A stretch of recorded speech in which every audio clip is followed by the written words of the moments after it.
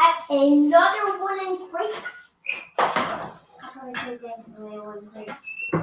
All right, so I am going live.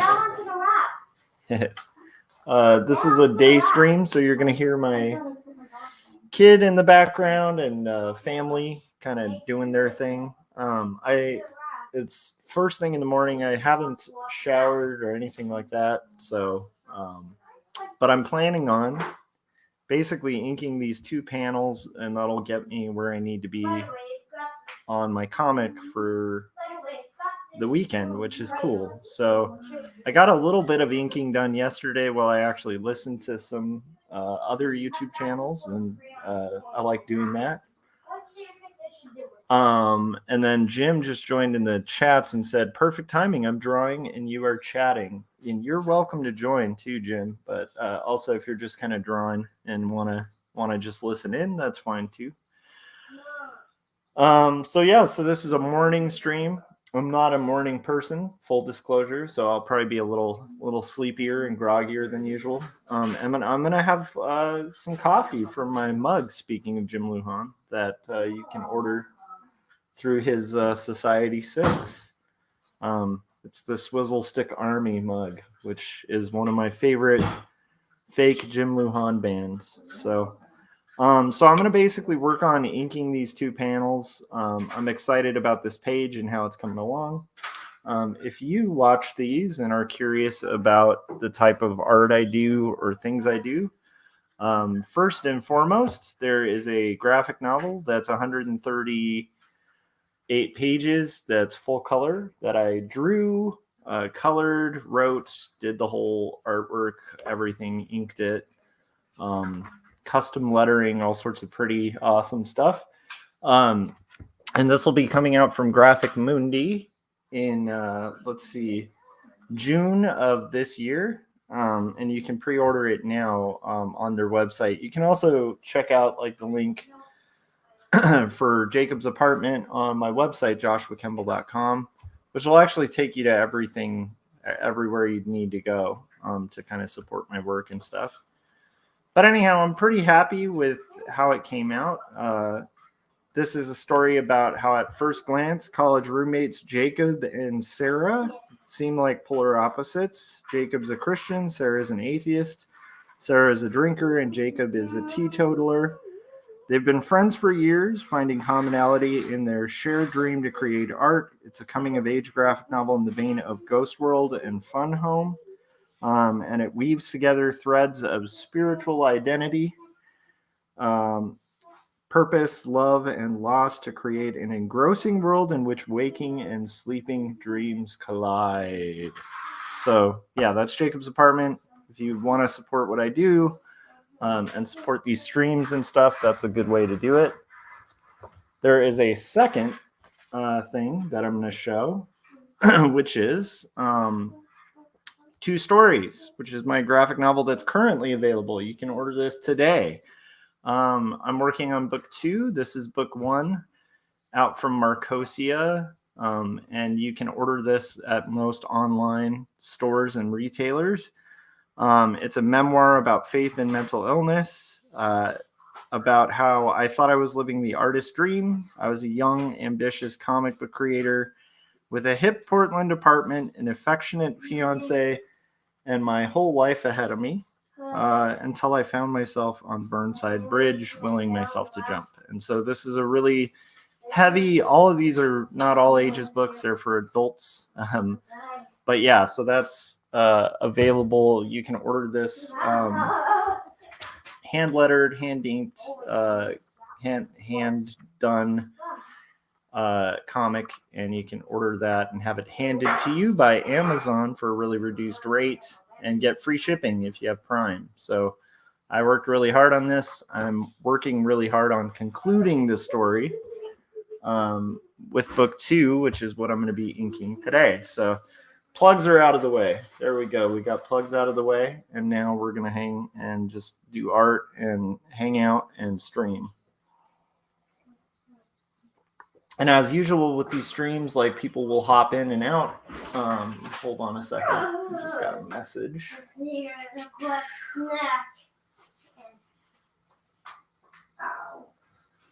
Sweet. Okay. So I'm going to basically get as much done as I can. My goal is to try to get this finished. I have like some freelance work for a client that I have to revise later today. And then I'm supposed to be working on a few press releases, which I'm kind of behind on. So that's kind of the goal. And then I think that at some point when I end this stream, we're going to probably take like Ben, my son, to the park and maybe practice catching and throwing, which, you know, should be pretty fun.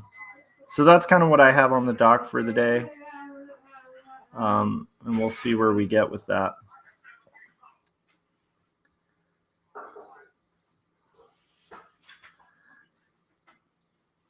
I'm actually pretty pumped about getting finished with this chapter. What I'm trying to do to kind of expedite and make the process of this second graphic novel go a lot quicker is do everything in kind of big batches. And so I have the I have basically like the entire comic roughed out. I can even show you guys what the roughs kind of look like.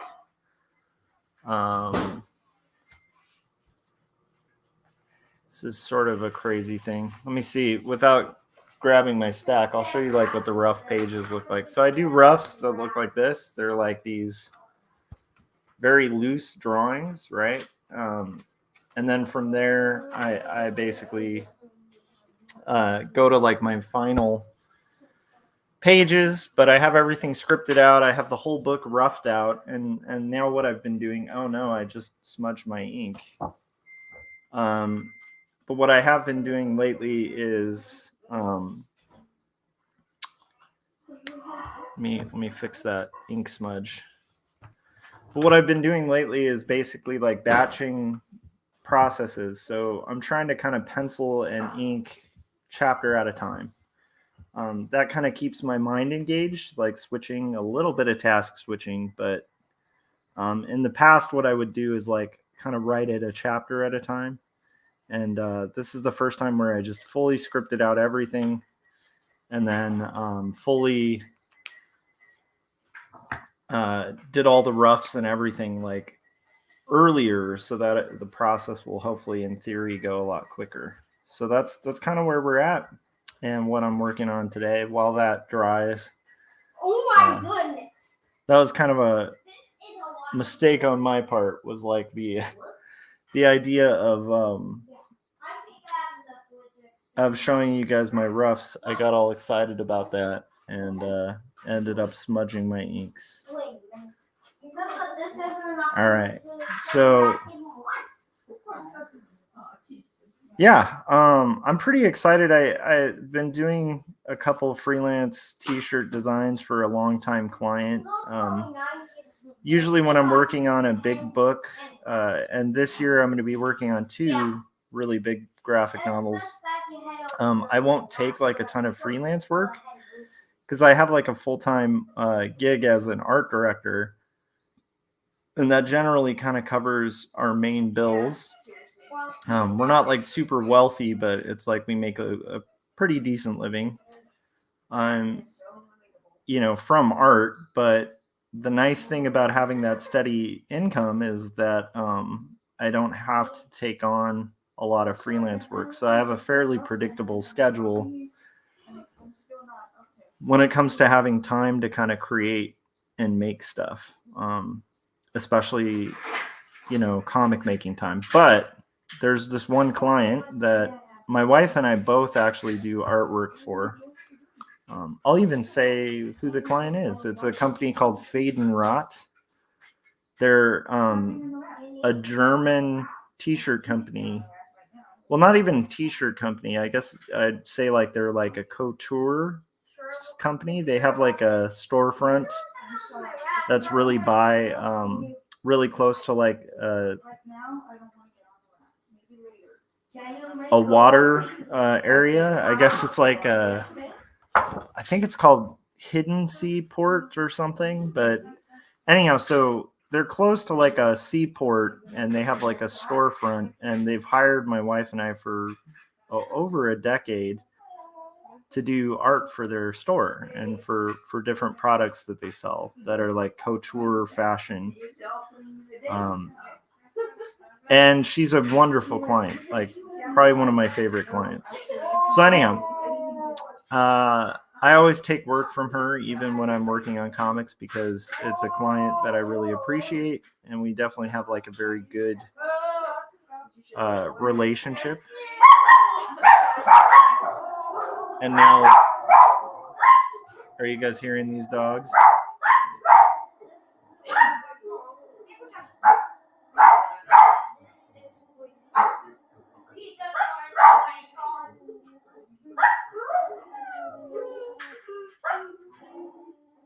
So anyhow, we're in a scenario where we have family living with us, and those family have dogs. And so we have 2 dogs, and then my sister-in-law has a dog, and then my mother-in-law has a dog. So they kind of get in this like hilarious like wolf kind of mode where they start doing like large chains of barks and stuff. So if you guys hear that, that's what that is. But they're really sweet dogs. They're wonderful, kind of hilarious dogs. And for anybody who like follows my work or follows me on social media and stuff, I even talk about our dogs on in 2 Stories Book 1. Like, we're definitely dog people. We're like a family of people that really enjoy having dogs. But yeah, so anyhow, that client had me do some stuff. I had like a few minor changes to some designs that I had to do last night, and I thought I was all done. And then she wants 2 different colorways of the same design. And so after I'm done inking these 2 panels, I will be working on that. And probably trying to do like a trip to the park between. I know Jim's in the chats and probably listening along. So Jim, let me know what you're working on, buddy. How's your animation coming along? I know Jim has had like I think Gary Hodges is going to be doing. Gary Hodges, who you guys will know, he was on the stream yesterday, but he's definitely in our Artcasters circle. He does a really amazing comic called Dinosaurs versus Marsbots. And I recommend everybody check that out. It's got like a really good kind of early X-Files feels to it. Like back when X-Files was really fun. And I enjoyed the whole run of X-Files, but I do feel like there was like a feeling to like the early, like the first, few seasons of it. And I feel like Gary's comics kind of tap into that vibe very well. But anyhow, so Gary is also doing a voice for one of Jim's animations, and that should be pretty cool to check out. Which everybody should also be following Jim's work, Jim Lujan's work. So my goal here is going to be to get through inking this panel, and then I will gather and take photo references for the next chapter, pencil the next chapter, all that stuff. But for today, for like trying to hit my goals, my goal is just to finish this chapter, and this will be the final page of the chapter, which I'm pretty excited about.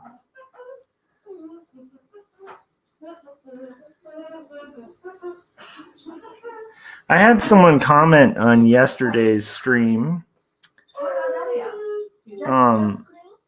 because I was pretty critical of the Comicsgate movement, and I don't want to make that like the main topic of this channel.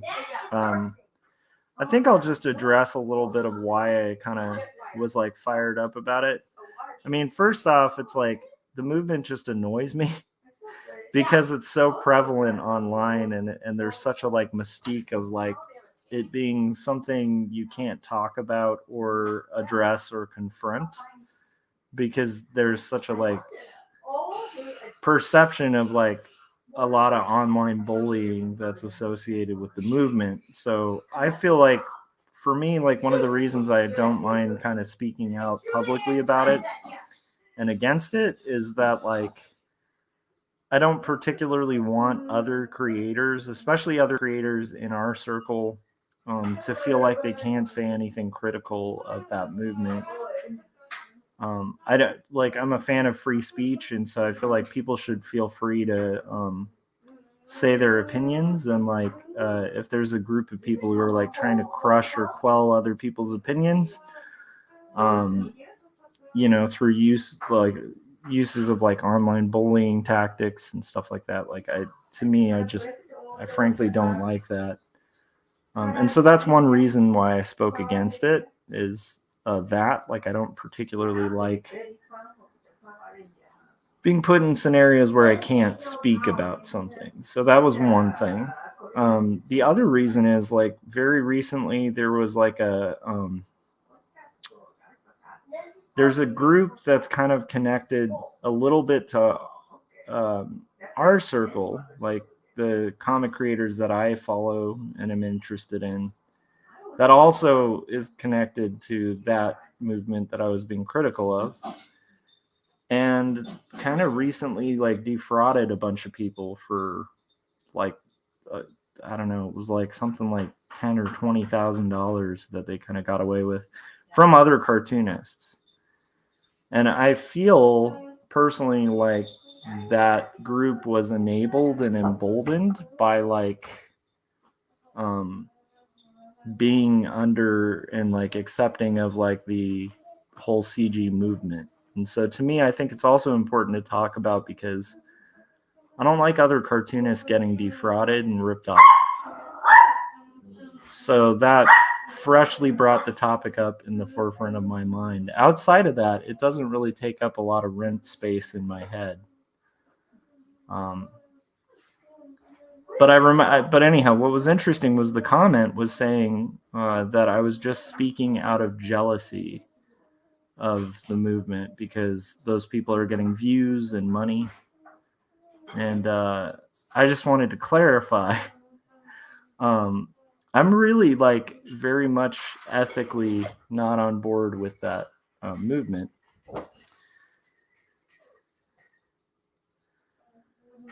And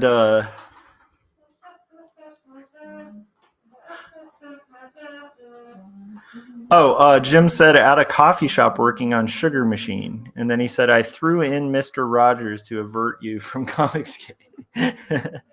By the way, really looking forward to getting together with you and your family and Corey as well. Me too. I think it'll be good. I don't do vacations a ton. And so, but I love that area. And it's kind of a meaningful area for like my wife and I. That's actually where we did our honeymoon was Cambria. So we have a bit of a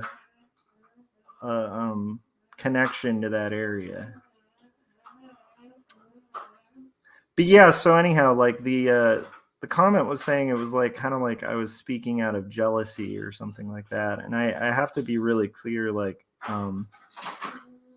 about that, like that my motivation was driving more from seeing some people get defrauded, getting a little mad about that. And also just like ethically, I have a line that I just they cross that I wouldn't cross. And so for me, it's like when it comes to hard ethics, I think this is this might help us pivot from that topic because I went pretty full into that yesterday, so I don't need to go full steam on it today. But I feel like maybe it's just worth bringing up, like, I think anybody who's worked in business or at a company or like had to lead people or anything like that, a really important exercise to do, I think, is to like sit down and think, like, what are my lines that are just like my ethical boundaries? Like, what are things that I am not comfortable with doing? What are my guiding principles, I think is usually what they call it. And often when you have conflict with other people, it's because somehow it's triggering something against your guiding principles. And it's a good thing to know what those are, because you can set clear boundaries with people in your life or around you or in workplaces where you're just saying, hey, this is, my ethical framework. These are lines I don't cross. For some people, for a lot of people, actually, one of those is truth, right? Where it's like, you want to set a boundary of like, hey, I am uncomfortable with people being like untrue. Like if somebody lies, it triggers this like sort of core boundary for me, which is like, I need truth. I need to hear truth. And if I'm hearing somebody lie, it's going to trigger something because that goes against like one of my moral foundations, right?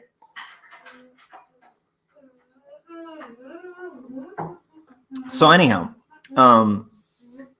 for me, those moral foundations, while I'm okay with like some levels of compromise for income, I mean, we're in a real world where like, you have to compromise somewhat in order to like live. Like I could have like a hard moral boundary about like I don't like, for a good example would be like, I don't like Monsanto as a company, but if you ever spend like a week or 2 weeks like trying to avoid buying Monsanto products, it's just impossible. It's like it's close to impossible to eat food and not have it have some kind of way of being influenced or processed by the company Monsanto, right?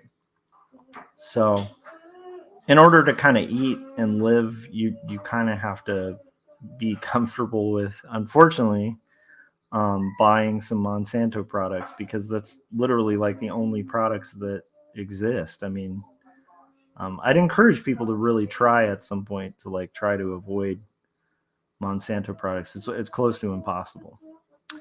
But then I feel like there's other ethical lines that like I'm not willing to cross, like no matter how big the paycheck. And so again, if like people read my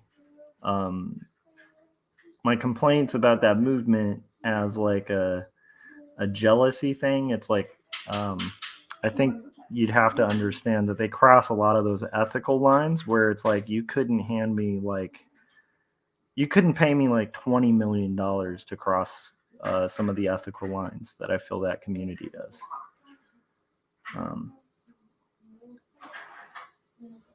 And honestly, if I did take a paycheck to cross those ethical boundaries, I think I would have trouble sleeping at night. Like, no matter how like wealthy I had become from it. So that's basically the last thing I'm going to say on that. But I will say, if it was read as like coming from jealousy or something like that, I'm not jealous of creators making an income or making a living. I don't get jealous of that kind of thing. I think it's actually pretty cool. I just think if you have to cross ethical lines to do so, that go against like my moral framework or whatever, now we're talking something I'm not going to be very jealous or envious or even proud of. I'd be like really hesitant to kind of go into that territory. So hopefully that makes sense. Chat, you guys can let me know if that makes sense. I personally I'm kind of bored of the of the topics, so I want to switch gears. I think that Jim said something about Mr. Rogers, though, so now I'm kind of curious what the Mr. Rogers thing is. Frank is in the chats, and he said, "Hey, guys, I took cough medicine last night and knocked out. I just woke up." All right. Well, how'd it go? Cough medicine's crazy, man. That stuff, especially the DM kind of cough medicine, that can put you out for like a weekend.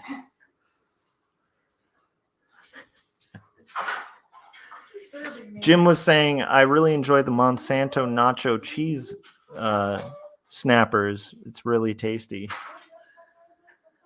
Anytime somebody says nacho, I'm tempted to make a nacho joke. Like, you know, the nacho problem.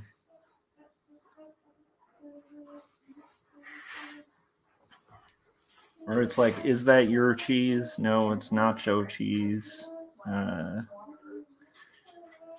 That's the dad in me that just resorts to the bad dad joke. I can't really blame my terrible sense of humor on being a dad, though.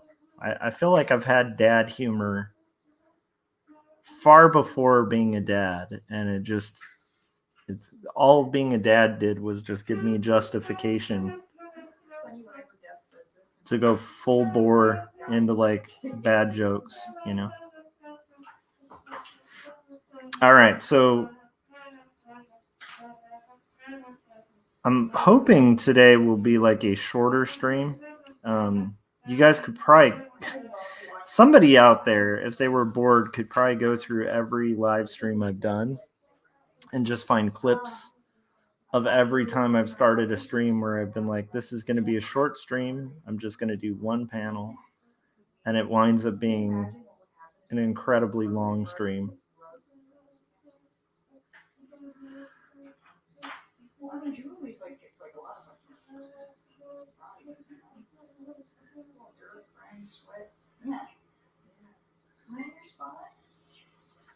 So I'm actually really excited about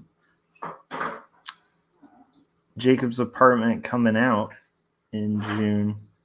But as like the time gets closer and closer to release, I also like this is another reason my wife and I are gonna go to Cambria or whatever. That seemed like a really good time for a trip. Is like I know that the next year is gonna be insane for like time, because I have a totally different graphic novel that I have to finish in about a year's time.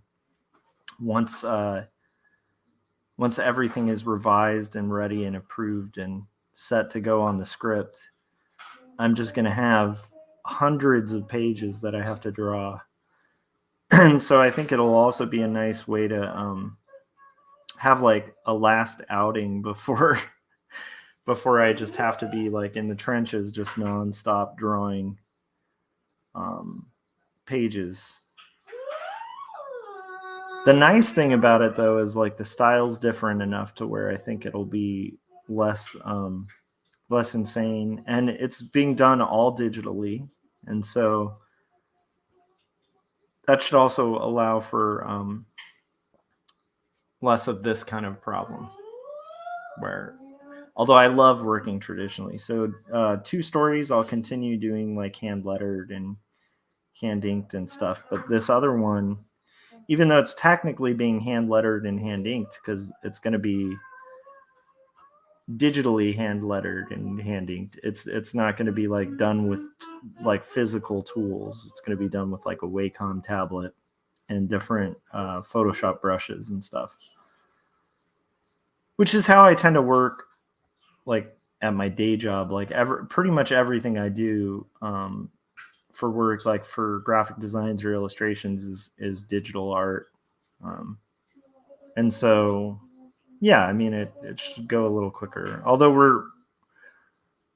we're kind of taking pains to make sure the style looks very hand done. So I'm actually pretty excited about that, like when that comes through. But the one thing I'm not excited about, and why it's going to be good to kind of have that little outing with the family and stuff, is like, yeah, it's going to be a rough year, like when it comes to working and just kind of putting these things together. But it's a good problem to have, right?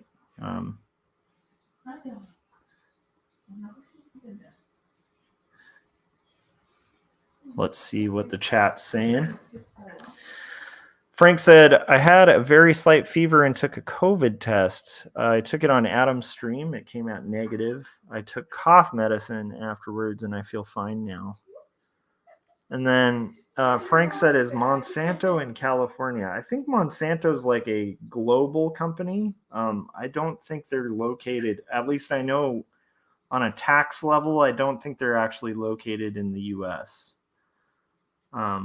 I'd have to look into like where their corporate offices are, but I'm guessing that they, from what I understand about like these larger kind of global conglomerates, like I think they tend to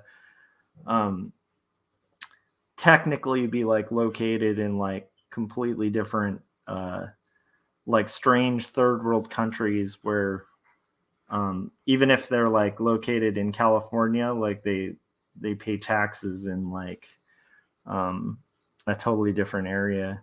But I'd have to kind of look into that. It's been a long time. I went down like a whole Monsanto thing years ago. It's like a really interesting rabbit hole if you ever want to look into it. But it was so long ago that like frankly I don't even remember where they're located. I know that they like kind of cut their teeth in business by originally I think they made like Agent Orange, which is really brutal and weird because they're like a food company. But I guess like their original product, their way of coming on the market was like making chemical weapons.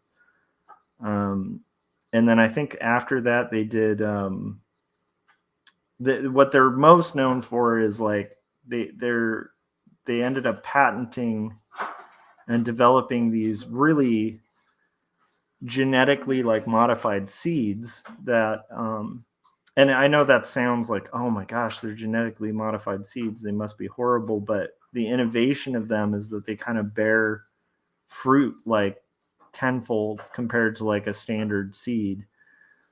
The dark shady part of like the seeds and what they did is like they also modified the seeds so that the seeds don't reproduce, and so it basically puts farmers in like this weird position where they are like forced to buy new seeds every year, because I guess in the past like farmers would buy seeds and then they would plant those seeds in the soil, and then from there they would get a crop, but it would also yield more seeds. And so they would never have to like the purchase of seeds wouldn't have to happen as often. And Monsanto came up with the clever idea of creating these really effective seeds, but then also like making them so that you couldn't grow other fruit from the fruit that came from those seeds. So where that gets really shady and kind of weird is they also will like sue, like let's say Frank had a different farm that was neighboring my farm, and like some seeds from my farm like blew over to Frank's farm, and then like somehow those seeds like created some crops that are on Frank's land and not on mine. Well, then Monsanto has notoriously like gone to these different farms and like sued them for seeds blowing into their fields. They'd be like, that is a patented seed, sir, that grew this plant, and we're going to sue you because you didn't pay for it. So yeah, they have some really shady practices, and it's a fun rabbit hole. I didn't really want to do a long stream on Monsanto, but I will say if you're ever bored and you want to look into a really disturbing, huge company, that would be a fun one. Plus, it has the benefit of sounding like a cartoon villain, like Monsanto sounds like a bad guy. One can imagine like a bad guy like growing their twirling mustache and being named Monsanto. Yep.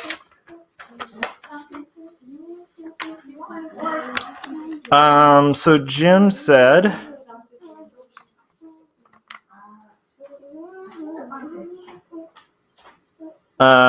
Jim equally doesn't know where Monsanto is based. And then he said, Josh, can you talk a little bit about working with your sister?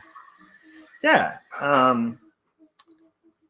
So we haven't really started much on the work. At this point, what we've collaborated on.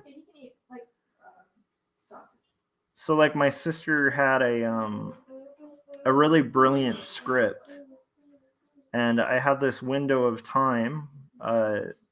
This is like right after COVID hit, and everything shut down.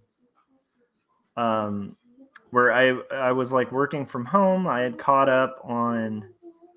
I think I was waiting for feedback regarding 2 stories on something. And Jacob's Apartment, I believe, was like my literary agent was shopping that around. And we were in this position where I was getting these responses from publishers that where they would like they didn't want to publish some of the works that we had pitched, but they did like the art, and it was just more of like a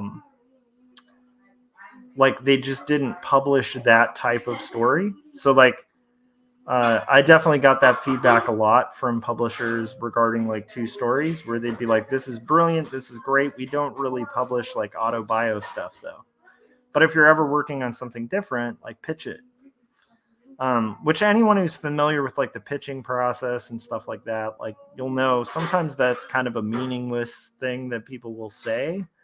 But sometimes it's pretty legitimate. Like they genuinely like your work and they'd like to work with you, but they just like it's the wrong project, you know? So anyhow, my literary agent Keeley and I were talking about other stuff that we could potentially pitch to these publishers that said like, hey, we really like this work. It's just like we don't publish like slice of life books. We do other stuff, you know? And so, or like autobio books, we do other stuff, but we really like it. Keep us in mind for future stuff. We were like, okay, do we know of any projects that I could pitch? And my sister had this great script. It's something she had worked on for about half a decade. When she was actually working on her college degree, because she was like a I believe she studied the classics like when she was an English major. And so she got really fascinated by like the Brownings and this like kind of untold story of like Elizabeth Browning and Robert Browning, that like where people have written stories because they're like definitely a famous couple in like literary circles. Like it's like a weird scenario where you have 2 of the most impactful, influential poets of all time, like that just had this also, you know, this kind of crazy love story. So a lot of people have written like the love story angle of those figures, but there's this whole realm of like spiritualism and stuff that Elizabeth Barrett Browning was like really knee deep in, where it had like seances and like all this crazy awesome stuff. And so my sister decided to like do some like a ton of research and write this very like historically backed historical fiction script from it.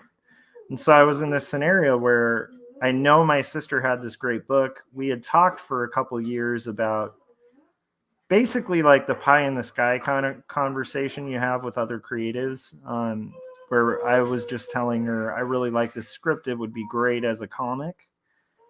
And then she was like, yeah, it would be great as a comic. And we both kind of were like, well, if time ever permits, like we should collaborate and make this thing real. And I'm really convinced it's one of the best stories I've read in a long time. And I would feel that way if it was my sister or if it was like just some stranger who had written this thing. It's really excellent. It's just a great story. And it's also one of those stories where, you know, with historical fiction, I feel like you're really onto something. If you like read it and you're like, how come like no one has told this story? Like, I can't believe this actually happened kind of story.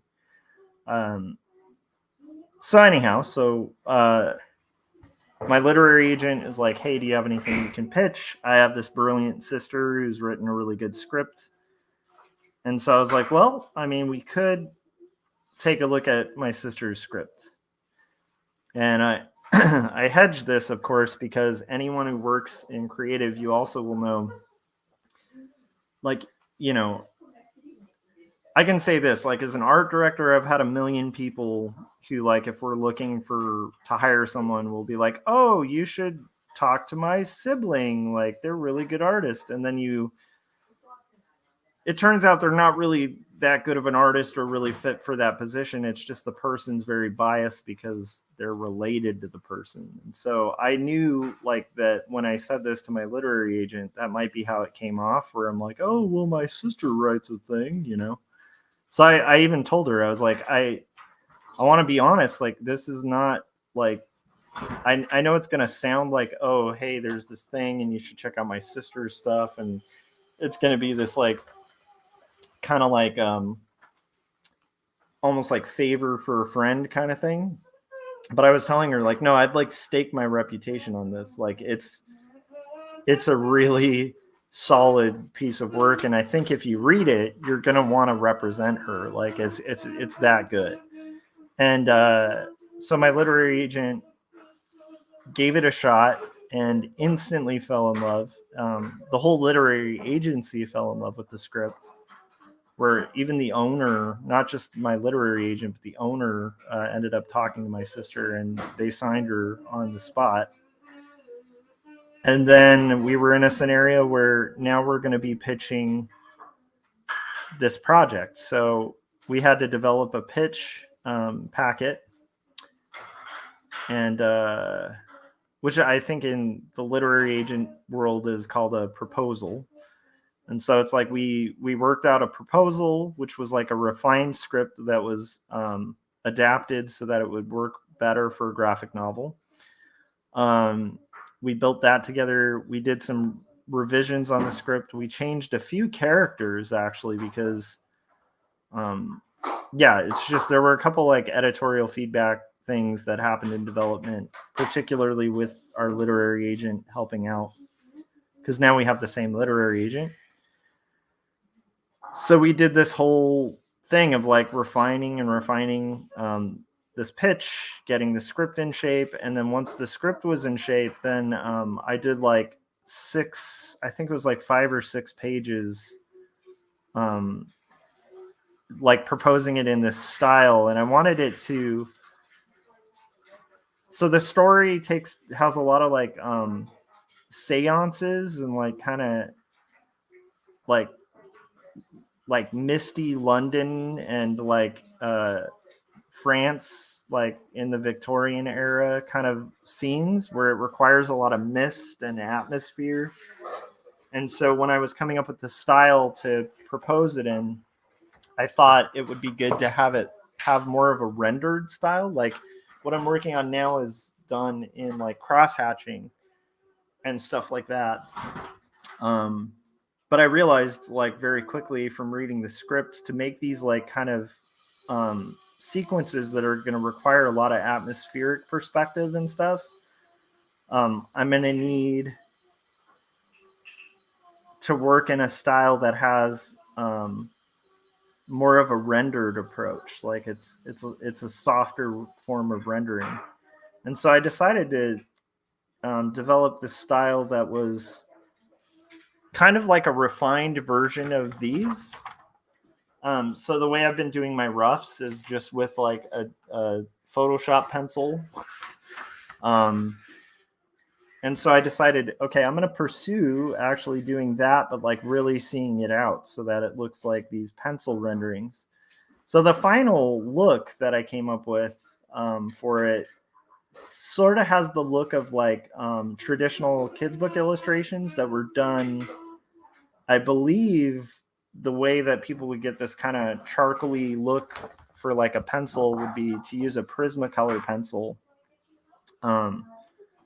And maybe on like a soft coquille board. So there's a little bit of like stippling on the edges. So it kind of has like the look of like a rough, dark pencil. So anyhow, so I did these pages, some character art.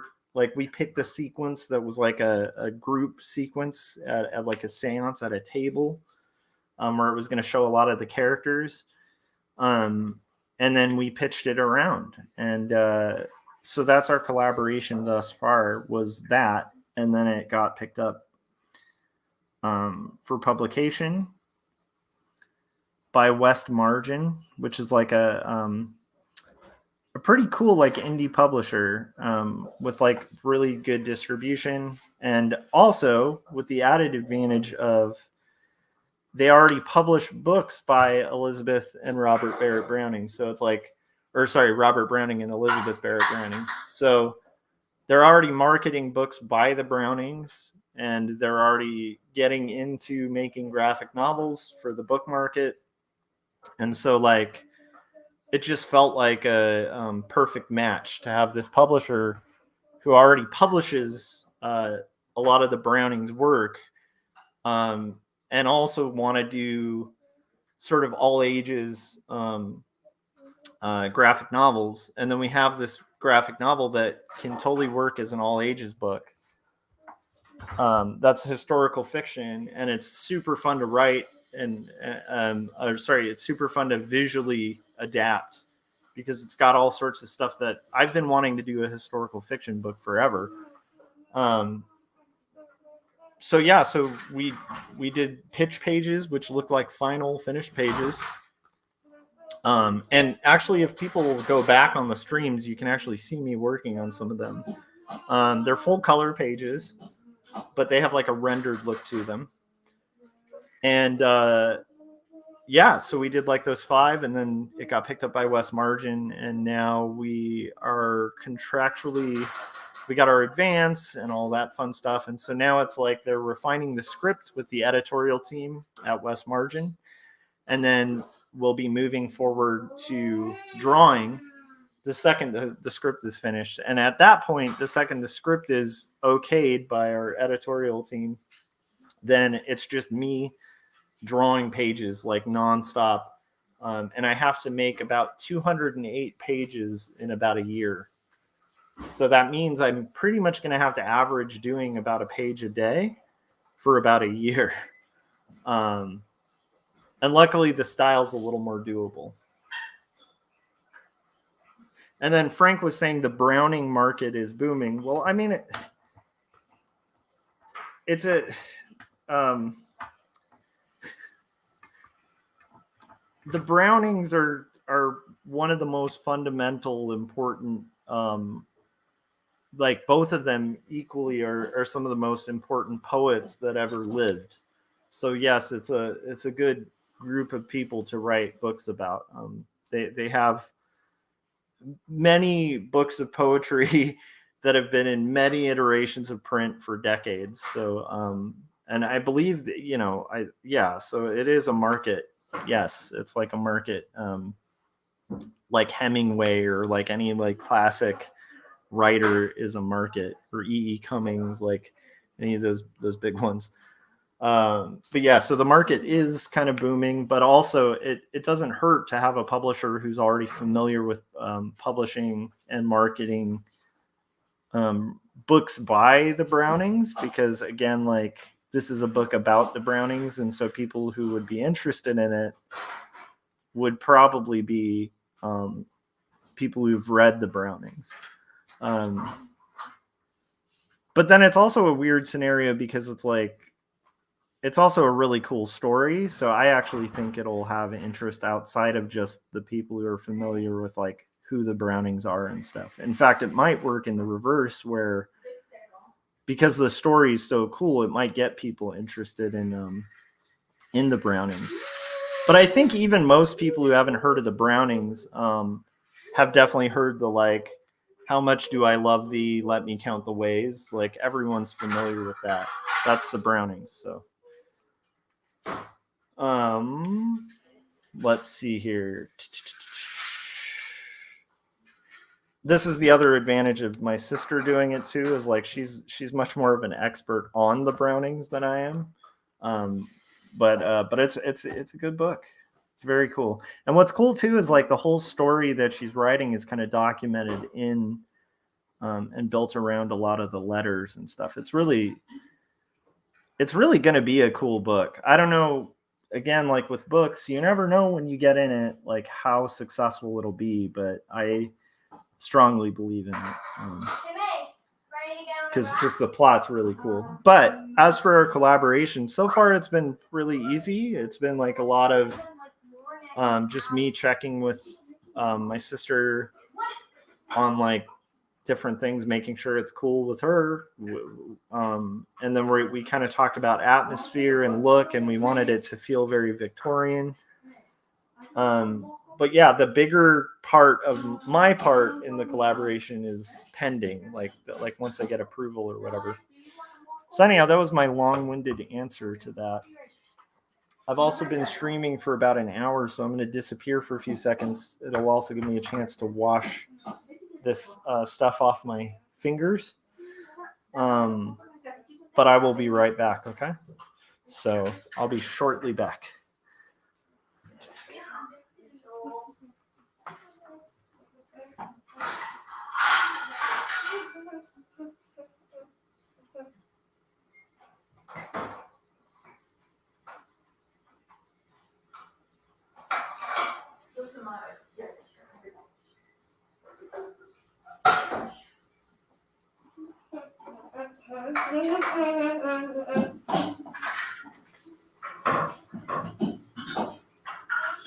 Some sausage?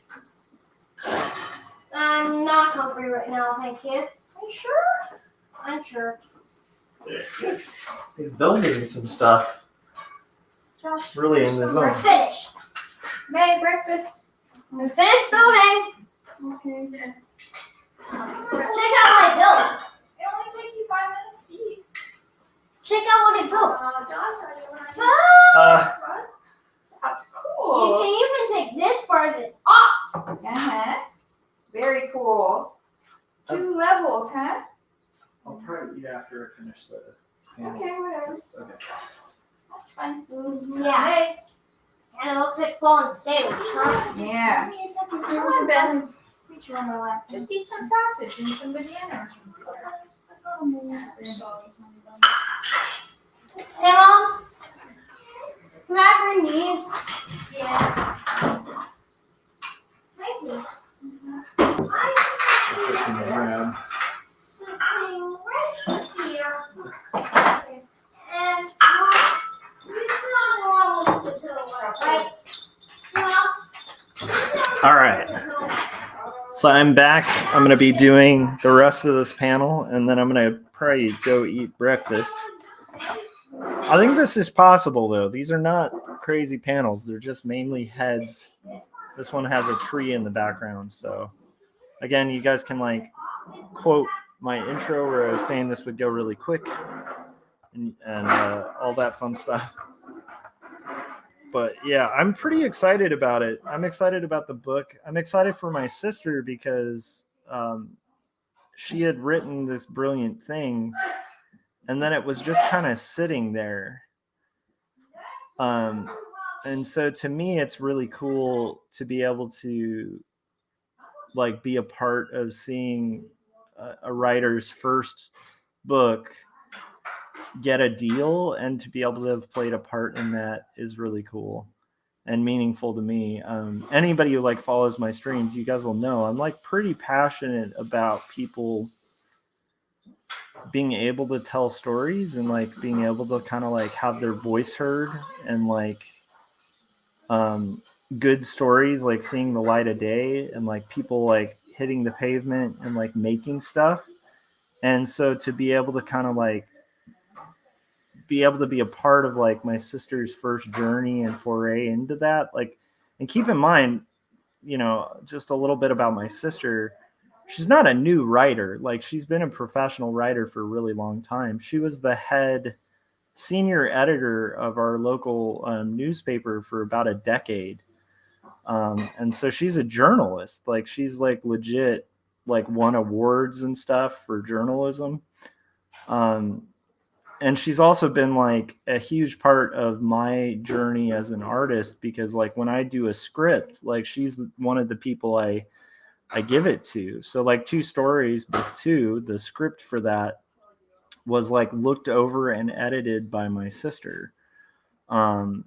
And so to be able to kind of see that actually coming into reality from like just this concept where it was like, hey, this is a really good story. And also to be validated in that opinion, like when I showed it to our literary agent and they thought it was worth it. And then to be validated again, and see her validated by like having a publisher that's like all about it and really excited and mobilizing a team to kind of get this thing together. It's been a really cool experience and very like meaningful. And again, like it's really hard as an author, like an early author, to get a publishing deal, much less a publishing deal with like a decent advance. And so the fact that we've been able to do that with this story, again, like those are other reasons that like I'm really excited about getting going on this book, because it's going to be, you know, like I care about my sister and I'm excited about this being like a really cool thing. That's actually going to be real. It's going to be in bookstores. It's like, it's kind of cool to be able to, I want to be a part of like making that a reality. And I will say, even if I didn't know her, I don't collaborate with people on a lot of projects. And if anyone had come to me with that script, I would have been like dropping almost anything I did to be a part of it, because it's a really good story. And I know that like if it gets on shelves, it's gonna sell. It's gonna do well because it's just brilliant. And if it doesn't sell, I don't think that's the fault of the author. I think that's the fault of the public.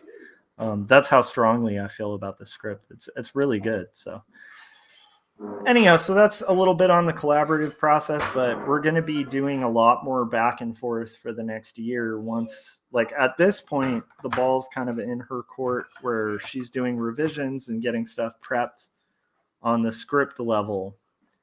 And then I believe that by the end of the month, we're going to have everything I need to just kind of hit the runway and just start going. And at that point, there's going to be a lot of collaboration because there's a ton of historical reference I'm going to have to look up. I'm probably going to have to do research that might mean like going to libraries and doing all sorts of crazy stuff to find, you know, like what is a boat from this era look like what kind of boat did like this person own in this year, what kind of like clothing are these people using, what are their environments look like what did France's skyline look like in this area.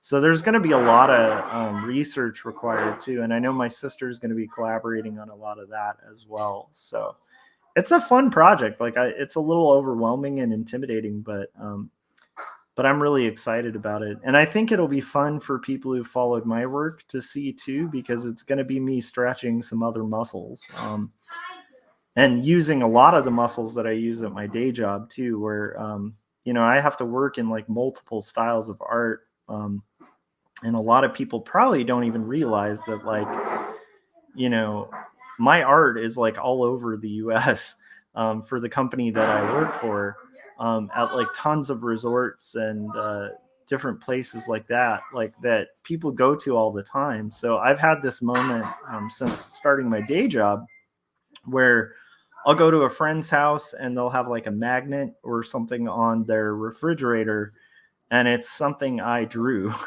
But you know, because of working where I work, it's like I don't publicly promote a lot of the stuff that I do when I'm on the clock. But I draw a lot. Like I make, you know, probably like 20 to 40 designs a day at my day job, and so like in our peak seasons. So it's like, I think it'll be fun to be able to stretch and show some of those more like commercial art muscles too. You know, because I think people who are familiar with like following me for my indie stuff are kind of familiar with the process that I use for this book, because I've been working on this book for a long time. But, you know, even in Jacob's apartment, it's like a completely different style. I don't know if, you know, it doesn't look like the same style of execution. And like, So I'm excited about that too, like the ability to kind of do a different style. And I think it's different enough to where when I eventually like, or if I'm able to like kind of juggle both books, which is my ideal, hopefully like, the process will be different enough for me to kind of keep engaged and interested. And I hope you guys are down to be kind of there along the ride of that whole experience too. There's another thing that I think is going to be cool about it too, which is like, again, well, I kind of already mentioned it, but it's like I really do love history, and I like the history of English literature. I like one of the things I got most known for outside of comics was like a T-shirt called Attack of Literacy. That's like a B movie poster with all these major literary icons hidden on the poster. I'll also say like it's a fun book in the sense of like the market, like there is a market that's outside of comics for it, which I think is really cool too. Whereas like with like autobio stuff, it's like hard to find like a specific market because it's like literally just, it's my story, it's like, I don't necessarily have people who are just like, I'm not like a famous figure. So it's like, not like there's a bunch of people out there who are like familiar with Joshua Kemble and want to hear his story. Whereas like there is a whole boatload of people who are into like Victorian era literature and like totally know the Brownings and would love to hear this story, And I think it's going to hit that kind of Jane Austen type market too, which is great because it's a little secret of mine is that I actually really like Pride and Prejudice and Sense and Sensibility and like a lot of those Jane Austen era stories too. So for me, it sounds like a really fun project. It's still kind of in that weird phase of like just waiting for the editorial team and the writer to kind of finish up. But it's like, it also feels a bit like a sort of Damocles kind of situation where I have this giant project that's going to come, and the second it comes, it's just like whatever I'm doing, I just am going to kind of have to drop. And at that point, I probably won't even be able to take like, even the client I was talking about at the beginning, I probably won't be able to take that extra work at all. It'll likely be just working on those pages for about a year, trying to keep my sanity and hit my deadlines. And full color hand lettered pages, whether digital or traditional, are a lot to do. But again, it's like a really huge opportunity, and I'm really excited about it too. And it's books, so it's like the likelihood of it being a wild success is always up in the air. But like one of the things that drew me to making graphic novels, that makes me excited about Jacob's Apartment and Two Stories, is like there's something really cool about like at some point there's going to be a shelf of books. And for people who love books, it's like, I think that's usually the goal of most authors or cartoonists. It's like, I'm going to have a shelf of books that are drawn and made by me. And like for me, even if those books don't sell incredibly, which they might, some of them might, but even if they don't, I still like the idea of that shelf of books. And I think books have value,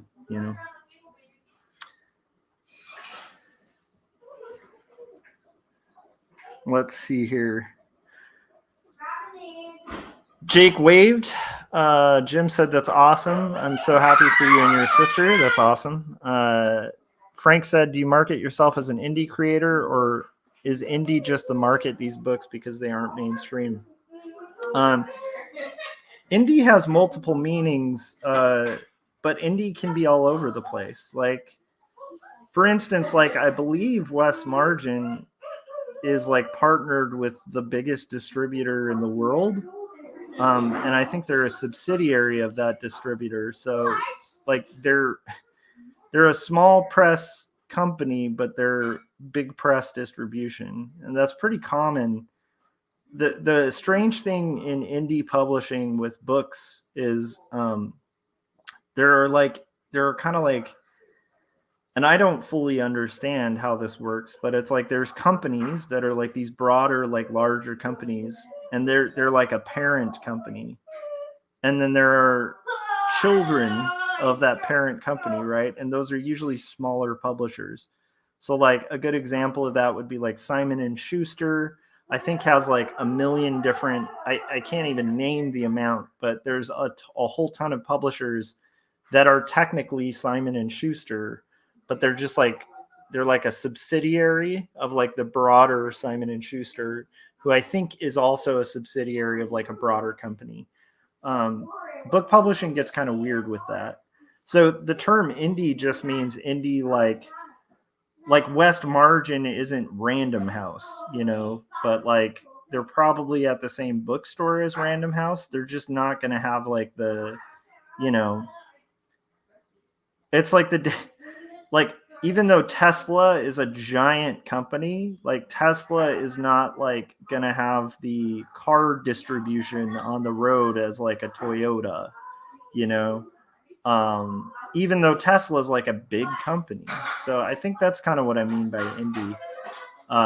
Indie would be like just independent, but kind of it becomes a slippery phrase, kind of like indie rock, like is Sub Pop really an indie label for bands? Because it still is a record label. It's still like if you had like especially at the height of like the music industry, which is, I think record companies are kind of on their way out.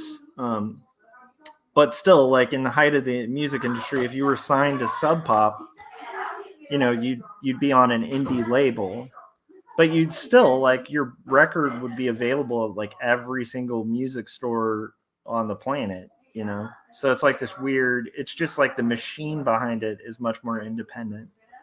But I tend to think indie tends to mean like independently owned too. Let's see here. Jake was saying, next book I think I will drop beginning of March, but the deadline is next week. Wow. And then Jake was saying, there's been a ton of people joining in as of late for some mysterious reason. Interesting. I'm guessing you're talking about like maybe a Jake. Are you talking about an anthology? I'm kind of curious about that. Let's see. Frank asked about the contributors, so I'm guessing this is an anthology. And then I think Jake was saying he's not a fan of the theme of the anthology. Jim also said Jacob's Apartment is about Jake Twister, right? What's his royalty percentage? That's pretty hilarious.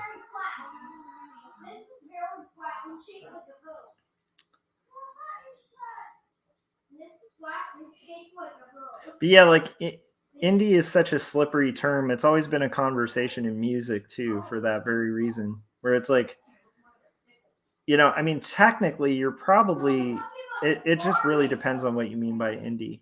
Because like I would consider myself an indie creator, but it's like, Jacob's Apartment is not being independently published. It's being published by Graphic Mundi. That's an indie publisher. But then they're also like, are they indie? Because they have like distribution all over the world. So, and then, there's another question about indie, which is like, does it have to be, like, does indie just mean not selling?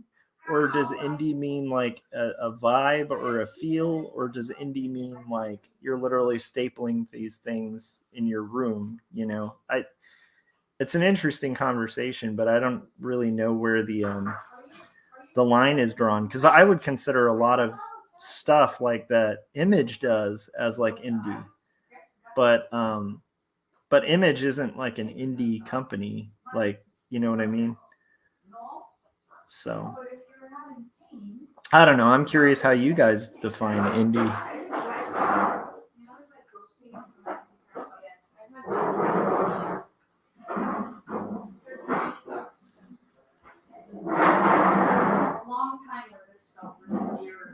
I'm really excited about this. Yeah.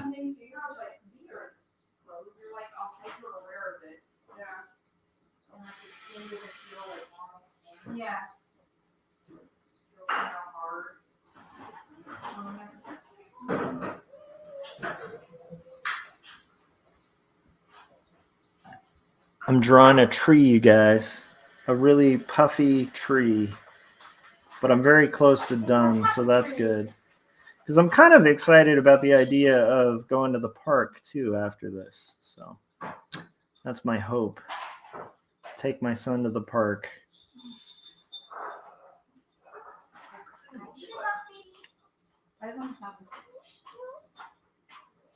So we're doing some bark.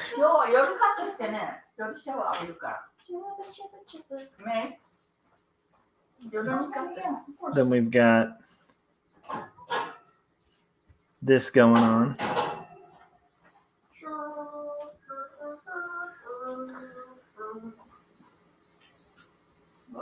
So I kind of feel like, I'd be curious to hear your guys' kind of definitions of like what indie is. Hey there, guys, what's up? Just a minor here. Like Saddle Creek is an indie label, right? That a band I like called Cursive is on, or like if people are familiar with like Connor Oberst or whatever, like they're put out by Saddle Creek. Is Saddle Creek indie though? Because like again, like there's Saddle Creek albums that are like, you know, Obsidian somewhere too. like hit the bestsellers charts. You know, it's a weird thing. Discord, is Discord Records an indie label? I mean, it is owned by like independently. It's not like a giant corporation. But like, yeah, I mean, Discord Records are available at any music store, you know. Oh my goodness, found so much obsidian. That is a good topic for a show. What is indie? I like that. Maybe we'll bring that up if we're ever short of like, you know, that kind of stuff. Oh boy, guys. All right, I'm going to disappear for about 2 seconds, and then I'm planning on finishing these inks. Thanks to everybody who's joining in the chats, too. It's exciting. I hope you guys are making good progress on books and all that fun stuff. I think you need a different kind of weapon. Pickaxe. The diamond pickaxe is the strongest possible pickaxe in the game. Will it be able to get obsidian? Yes, it will be able to drop the obsidian. It will be able to make the obsidian break. But netherite pickaxe will make it break even faster. It just got cracked. Oh, it was just really deep, huh? Coffee. Obsidian is really hard to break, even with a netherite pickaxe.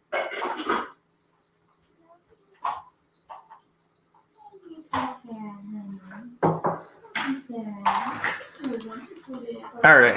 But to me, I feel like indie is like a feel. Like I call something indie rock because of the sound, not necessarily, you know, like I'd consider like the Pixies indie rock, even when they were signed on DGC, you know? I'm going to turn this into netherite. Or Geffen Records or whatever. Okay, so here we go. We're gonna do because I think it is a term that's pretty common for like not like the major leagues almost. Like, you know, I don't know. But that is an interesting discussion. Now I'm just gonna go ahead and like break this emerald ore. I like it as a big tent that can accept a lot of different stuff. That's how I like it. Oh no! Is that good? Yes, that was brought out of the ore. Are you gonna be able to collect it then? Okay.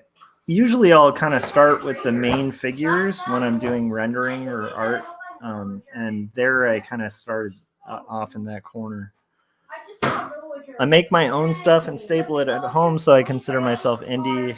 I also plan to do a small run with a local printer. Yeah, and I think like there are some like purists, you know, who I feel like in general, like what I would call that is like DIY. So it's like what I'm doing right now is not total DIY. Like I think a good example in music would be like there's a band called Crass, and everything they did was DIY, like including their own label. And so they would, you know, I think Discord would be, even though they have like major distribution everywhere. I mean, they're distributed all over the place.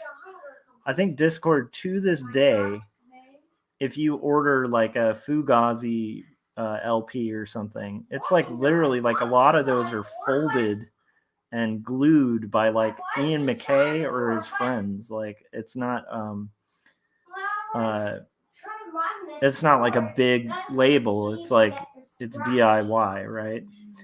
I do think there's a difference between indie and DIY, but that's again like it gets into that definitions thing that's really interesting, you know, because there might be people who would swear, Frank, that like the stuff you're stapling at home, that's totally indie, that's totally DIY, but the second you use a printer, they might be like, sorry. And then the weird thing is, even with that, right, if you're using a printer at home, well, you're not technically being the printer. I mean, you're using a printer, so is that truly DIY? I don't know. It's a weird, arbitrary conversation, but I like it. But for me, I like it as like a big tent. Like personally, I like it as a big tent label of almost things that have like a spirit of independence. I don't know if that makes sense.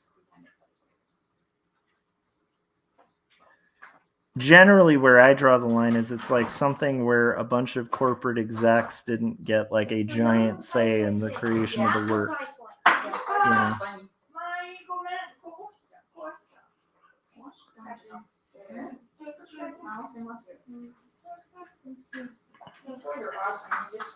Indie is a multi-purpose definition, a Swiss Army knife. That's a perfect way of putting it. It is a Swiss Army knife.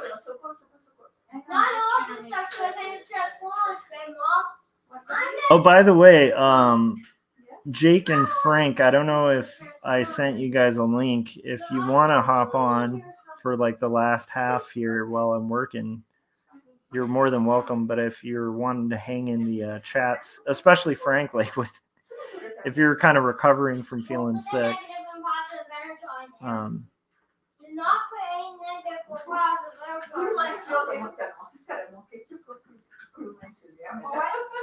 but anyhow, just letting you guys know, if you want to hop on, just give me a word in the chats and I'll send you a link.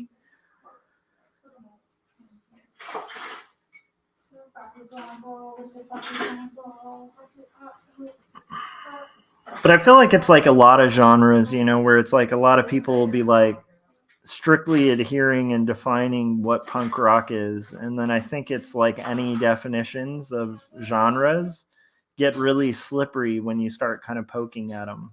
Because I've definitely talked to people who are like punk rock purists, and it starts falling apart. I think Jim even kind of jokingly poked a hole in one by talking about I think his I'm gonna probably say it worse than Jim could.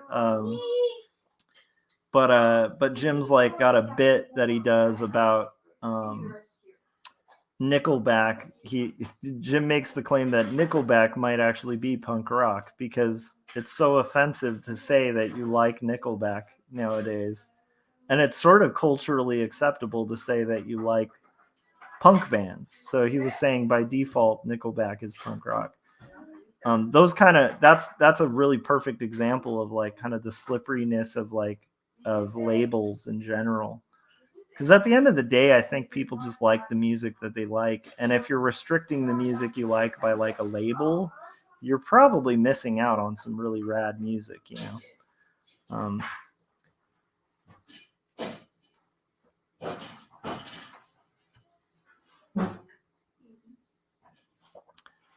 Jim was saying, as long as you're self-determined in your output and the company doesn't have the answer to corporate, it doesn't have to answer to corporate structure, I think that's indie. And that's kind of where I draw the line too. That's really well worded, Jim.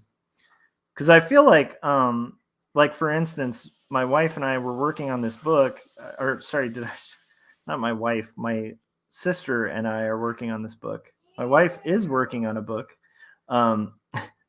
But anyhow, so my sister and I are working on this book. But if like we had to like somehow bend what we were writing to like appease like a big corporate board, then that would be probably not an indie book. Like, and I think a good example would be like with Marvel. If you're writing like a book that's in the Marvel universe, you might like say write a story where you're like you have a specific villain, and because of the corporate structure of what's happening in the Marvel universe, they might tell you like, oh, you can't have like Mysterio as a character because he's being used by this writer on this different book, or hey, we need to put like Coca-Cola in this sequence because we have like a partnership with Coca-Cola, or like start kind of dictating what can and can't happen in the story. Whereas like right now with my sister and I's situation with the book, that, the edits are more like really like trying to perfect and improve the story.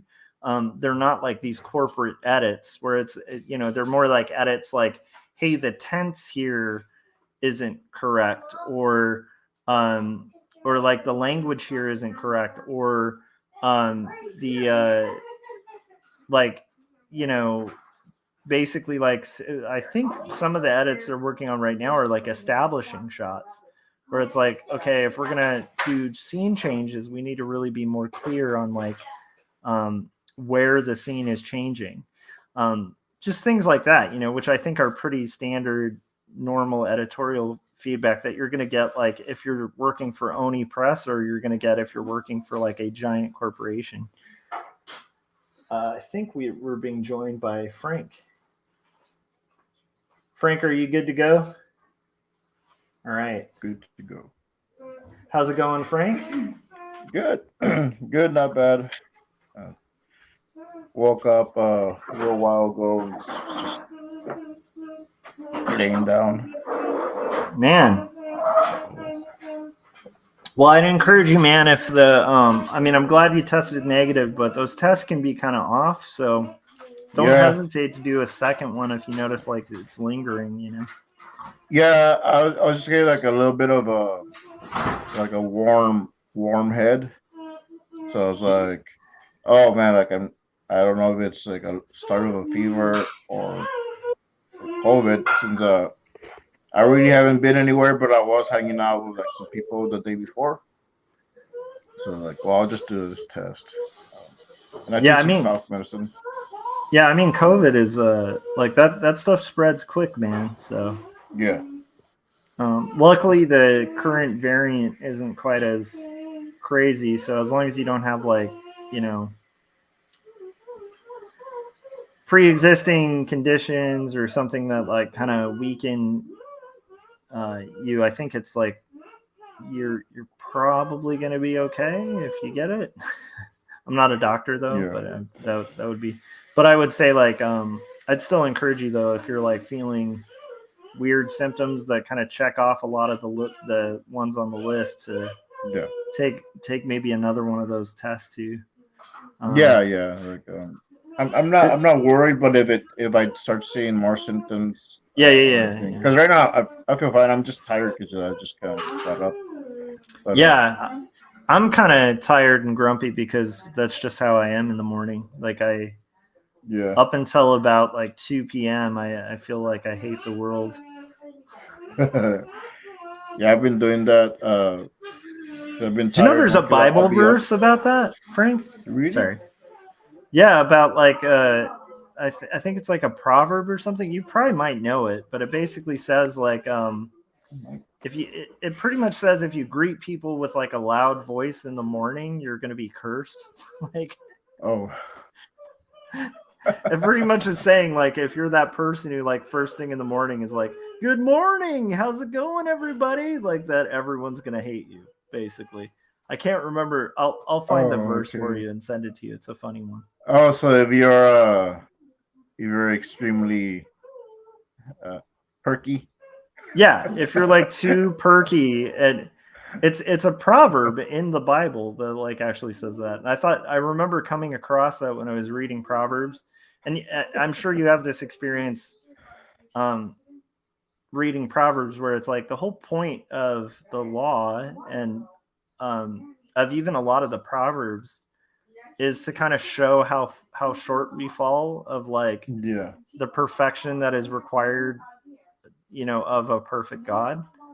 And so like for me, the experience of reading Proverbs can be really depressing because I'll read through it and just be like, wow, I do talk too much. I interrupt too much. I like have these failures, as a human. Yeah. And it's basically like all this great advice that like I fail to follow, and I try to learn from and improve, but I will constantly fail at it. Anyhow, so I'm going through that like kind of, for me, I think a lot of Christians feel that. You feel like really heavy conviction when you're reading Proverbs. Yeah. Until I get to the point where they basically said like, yeah, if you're like boisterous and excited in the morning, you're going to be hated. And I was like, okay, I can be 100% like not super convicted by that because I just 100% agree with it, and that's not a failing of mine. So it gave me a little hope when I got to that one, Frank.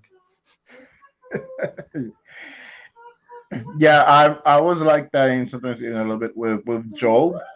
Yeah, because like Job is like almost this example of how to take trials, and I'm like, well, I failed like the first day, and Job's like, oh, my family died, my crops are gone, my cattle are gone, no biggie.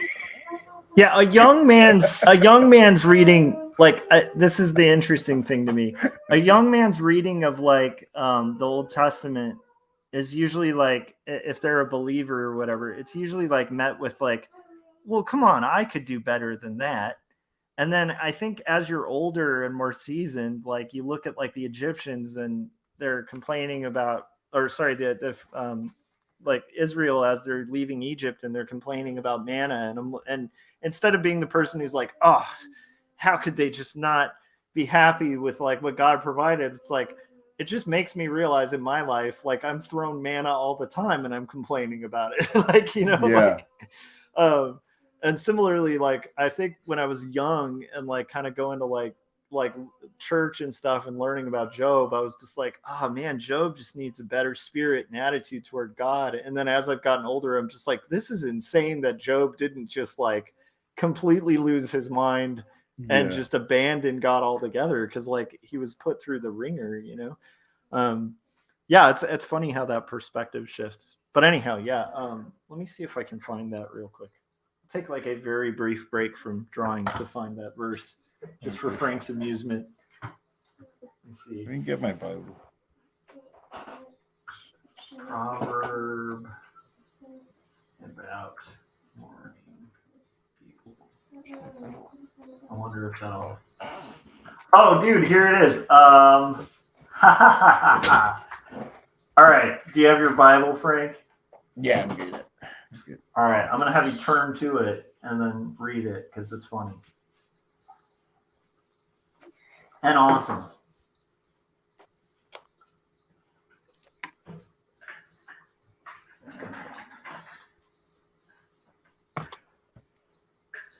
All right, Proverbs 27:14. Okay. And then you're going to be the I guess the preacher for the audience. 27:14. Yeah. Okay, got it. He who blesses his friend with a loud voice rising early in the morning, it will be counted a curse to him. So yeah, right. It's basically saying don't like give people the good morning in the morning Yeah. because they're gonna hate you. Yeah, I think that's. I don't know. I'm just saying, like, if people don't think there's wisdom in the Bible, that's yeah. Anyhow, My I think my pastor once once or twice he's done a sermon. I guess touching on that. So it's but like he goes a little further and he's talking about one of the things he was talking about was in morning prayer, like the person that comes in and is just kind of looking like, oh, is the pastor around? Oh, okay, he's here, and then starts like praying extra loudly so he's heard. they're like Or posing basically. yeah, and or just like come in and like, oh, like this is how holy I am, and just like praying very loudly, and he's like, it's the morning, like you need to leave, let people like still wake up and get meet God, and you're like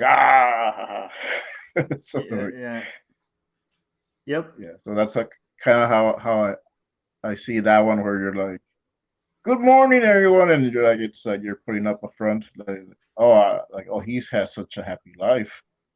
Oh, 100%. Yeah. I Yeah. also just, I mean, I take it just super literally and think like, yeah, it means But like yes, when like I'm at work and I'm getting coffee, like be a little chill. Like no matter how like excited I am or awake I am, to just give people a moment to like wake up. You know, Yeah. like it's just, I don't know. It's not bad advice, is all I'm saying. yeah, Especially because like I can understand, like I know people who are morning people, and that's okay. But it's like I'm not a morning person, and I yeah, 100% relate to that because it's like I definitely have moments where I've had mornings where I just like I'm barely alive at this point. I need a cup of coffee, and someone's like, "How's it going? Let's dance!" And you know, it's like this. yeah. Yeah. Anyhow, so I just thought it was funny that there's that.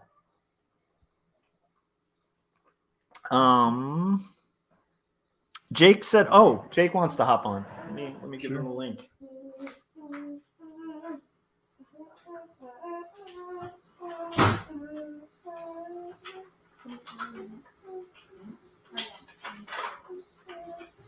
Jake, if you're still there, let me send you this link. All right. And I'll probably be going for like another 20 minutes, maybe. I'm imagining, just basically till I finish this panel. So That's good. So I'll probably get something to eat. yeah. This is definitely not going to be a massively long stream. If it starts treading into lunchtime, I'm gonna be really mad at how slow I'm working. How's it going, Jake? Okay. That was a wonderful singing. You know, the last time that someone sang on here, we got some like actual super chats. You're saying more Did you singing? get? Did you I guess get I don't know. demonetized? I didn't get demonetized. That's pretty cool. Well, if we get Jim here, we could do a quartet. That's true. I mean, we could give it a shot. I think we showed our acapella prowess Yeah. on the other day's stream. I'd encourage people to watch that before they encourage us to sing. Yeah. We had some birthday singing. Mm-hmm. I also just smeared ink on my nose, so I'm gonna have like a black spot on my nose during the rest of this stream. I feel like the thing I like about traditionally inking is that you kind of feel like a warrior by the end of it.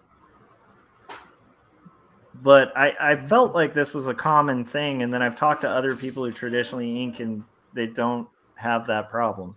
So maybe they're just way less sloppy than I am.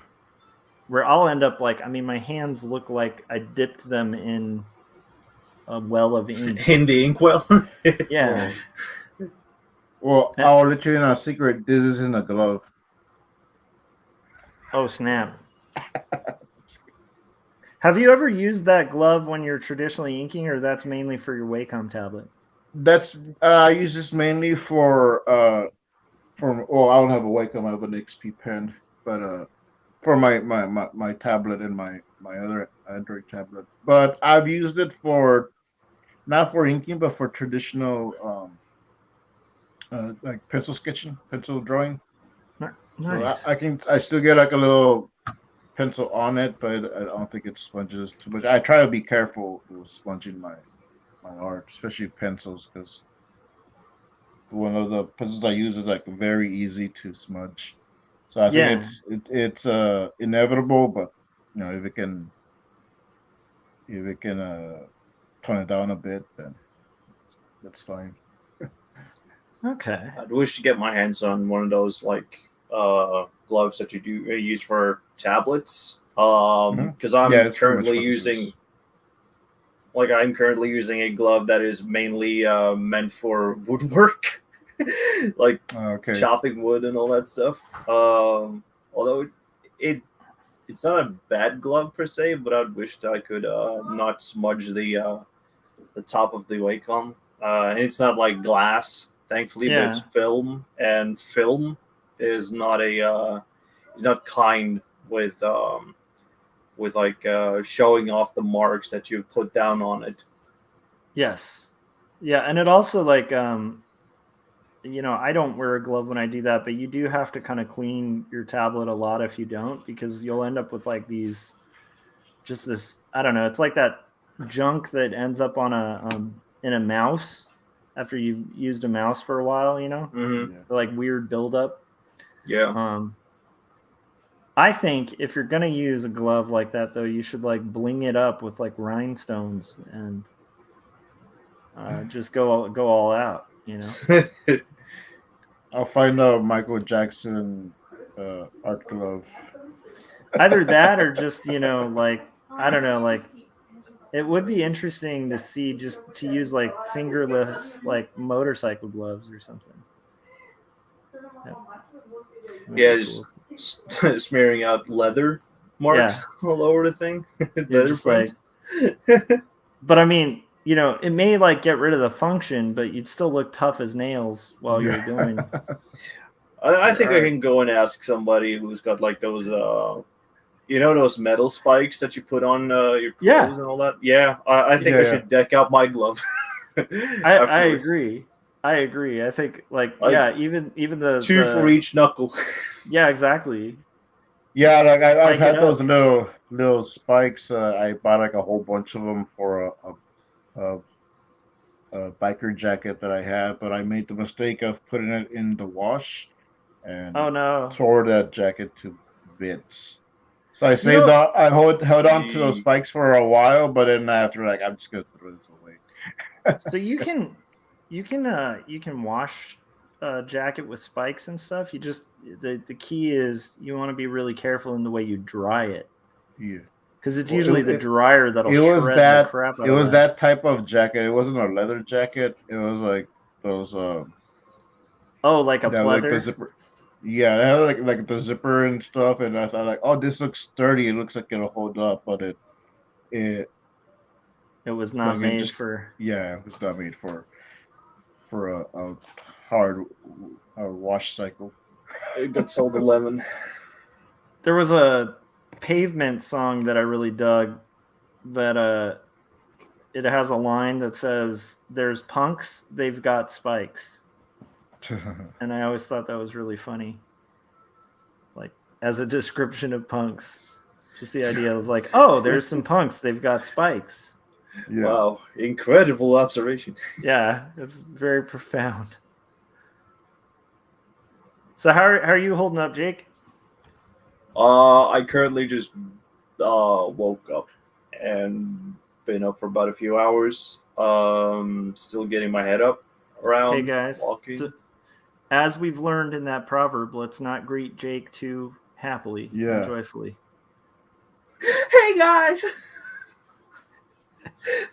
Well, I just immediately started working on some guide because I thought, hey, I should probably share some of my some of my like accrued knowledge on this whole topic of creating a navigation sort of like thing for a site. Okay. Well, for Newgrounds, because a lot of like comics creators that I've seen there haven't really made it functionable or friendly to interact with or like navigate their work.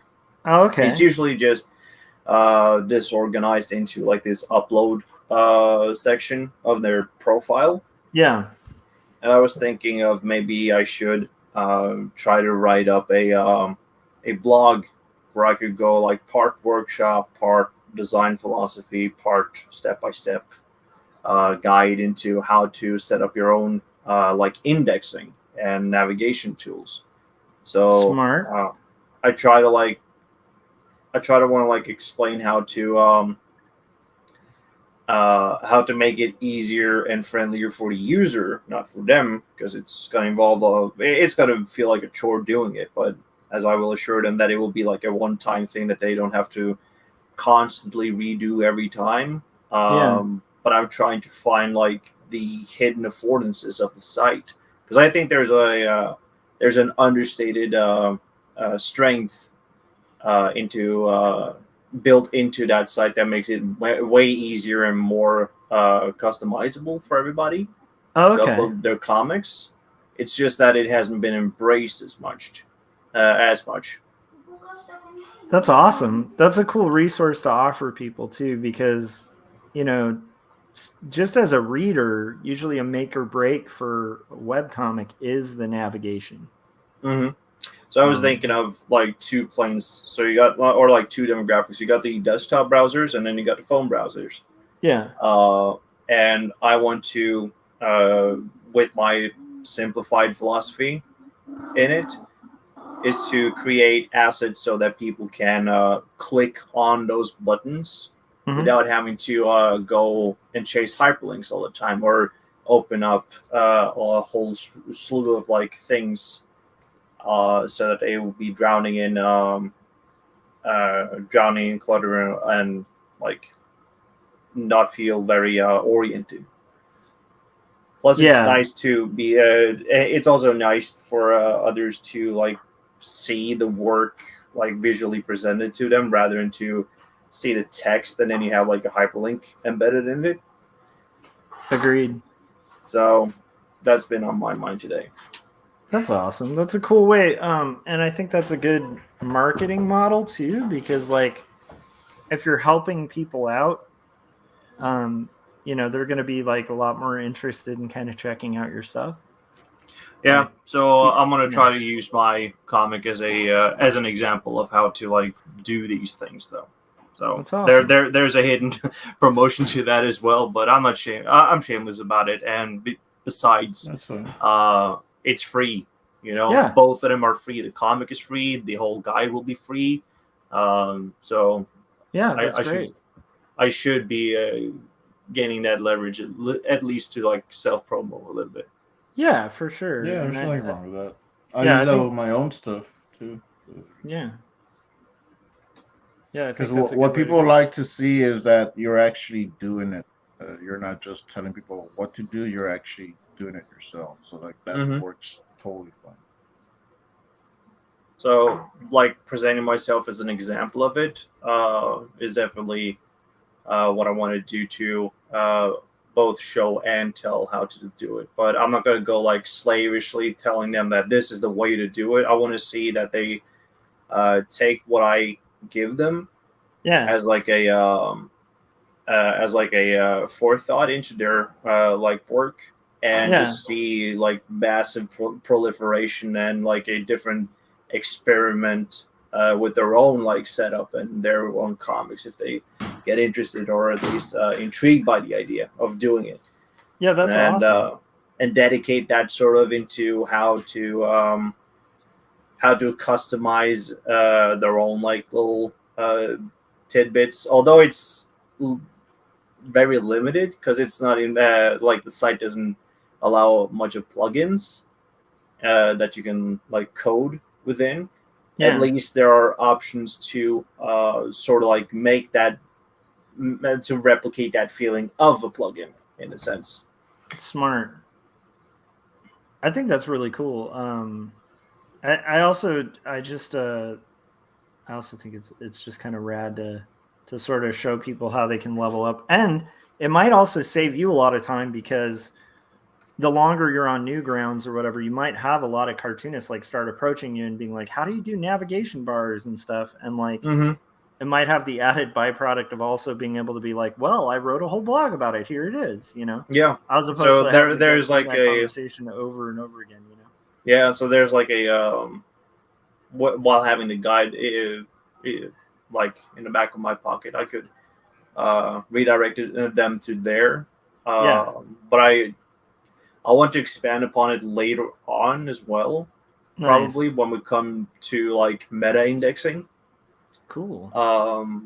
Because I want to just talk about regular indexing of your comic, but as like a follow up, I would probably either edit or write in the meta index as to like showing like a set of the list of like the comics that you've done, and that will be like a directory for different indexes that you've already created for a specific comic that you have done.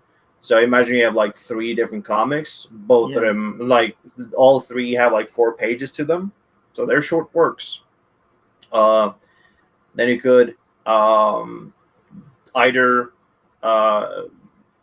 create like an index where you could like show the playlists for each of them, or if you have a longer or if you have like longer projects, there are single uploads like Bowmeal, for instance. You could do indexing of indexes. Oh, got it. Okay, so you're almost kind of creating. Yeah, that's neat. But it's all like different strategies. So I just don't want to like get into the big nitty gritty of it. I just want to create a simplified form of it and then discuss it afterwards. And in a grander scale. Plus, it's also like it's also like an organizing method on the site rather than to have like a third-party site linking it to you and all that stuff, because you could still be on that site and to browse.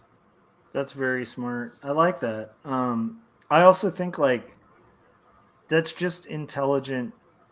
That's an intelligent approach to web design that I feel like a lot of people who never had to like build sites like outside of like a pre-existing program might have lost touch of some of those basics that make it a lot simpler, even with a now I'm blanking out. I'm forgetting the term that's in general for like programs like WordPress or like HTML Squarespace. No, it's CMS, like a content management system. Oh, okay. Yeah. So like pre-CMS or like even with the earlier CMSs, like the standard thing you would do when you're designing a web page is you'd literally draw a box on a piece of paper and you'd basically say like, okay, this is going to be this category.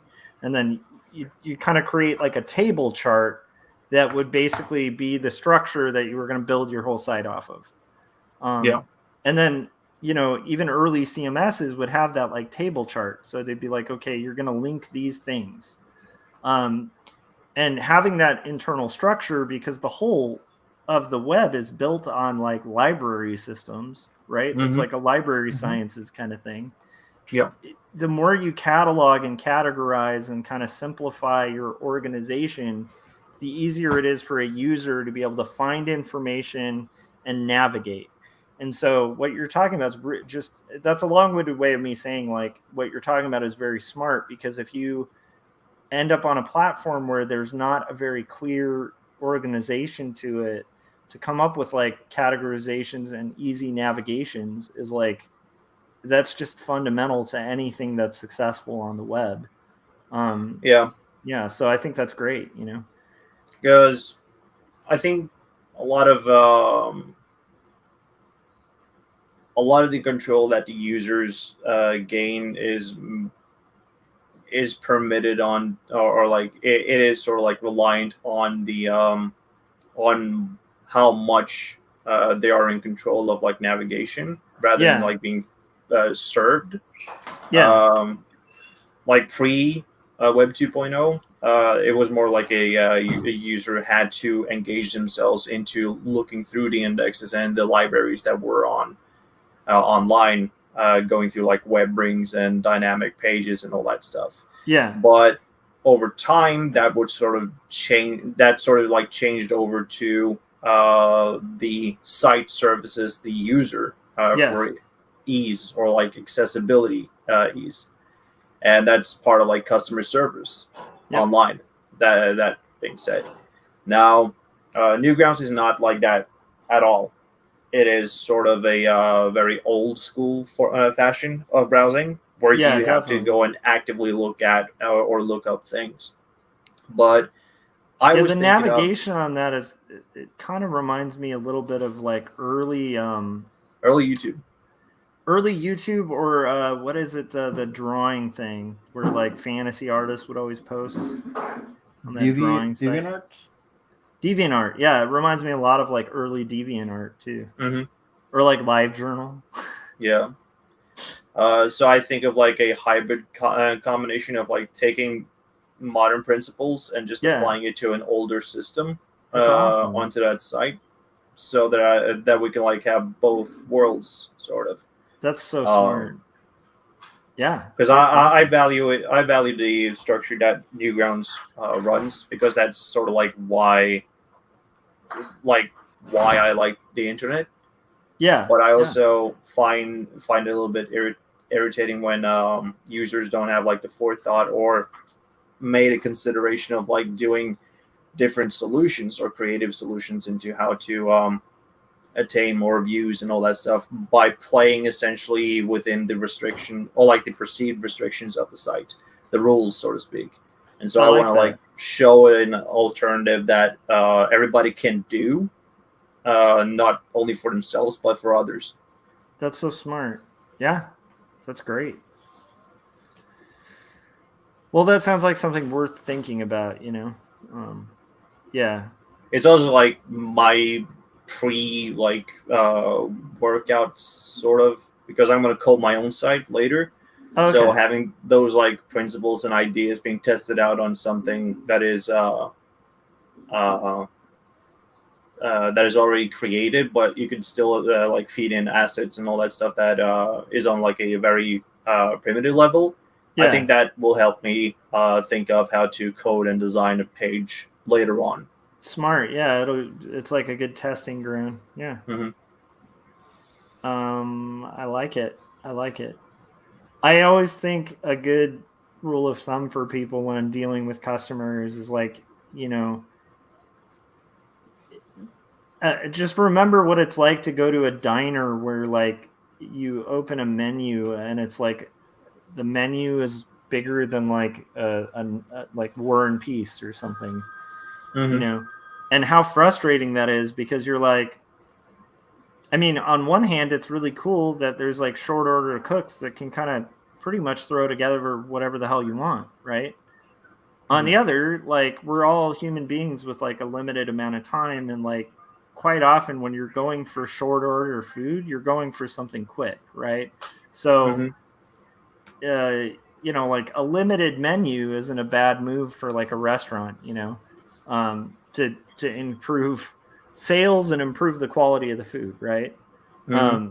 And it's similar, like where it's like if you guide people to like a site that has like your entire portfolio and it's really cool, that's all well and done, but like to retain those people checking out your work and stuff, it's going to help a lot to have like limited menus and like limited options for the people who visit, so that they know where to go.